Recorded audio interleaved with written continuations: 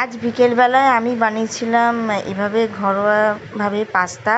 তো সেটা বানানোর জন্য আমি ফার্স্টে কড়াইতে রিফাইন তেল কিছুটা গরম করে আগে থেকে পেঁয়াজ আর কাঁচা লঙ্কা কুটে রেখেছিলাম, সেটা আমি হালকা করে ভেজে নিয়েছি।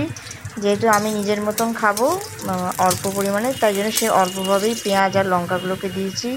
এভাবে লাল লাল করে ভাজা হয়ে গেলে আগে থেকে কুটে রাখা গাজর, বিনস আর আমি একটু আলু দিয়েছিলাম। আমি আলু দিয়ে খেতে ভালোবাসি, এতে পাস্তাটা আরও খেতে ভালো লাগে। সেজন্য ওটাকেও আমি অ্যাড করে কিছুক্ষণ কড়াইতে দিয়ে নাড়াচাড়া করেছি।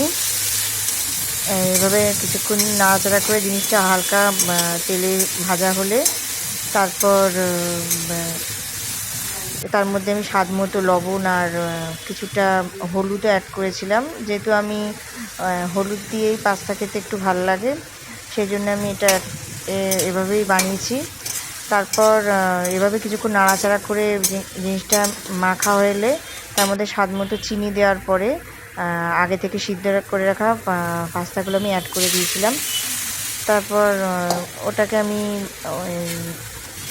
নাড়াচাড়া করে পুরোটাকে মিশিয়ে দিয়ে এভাবে তার মধ্যে আমি কিছুটা আগে থেকে সয়া সস ছিল, সেই সয়া সসটা আমি অ্যাড করেছি।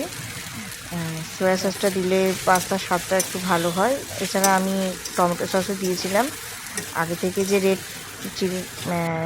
চিলি সসের মতন যেটা ছিল, টমেটো কেচাপ মিক্সার, ওটাই আমি অ্যাড করেছি।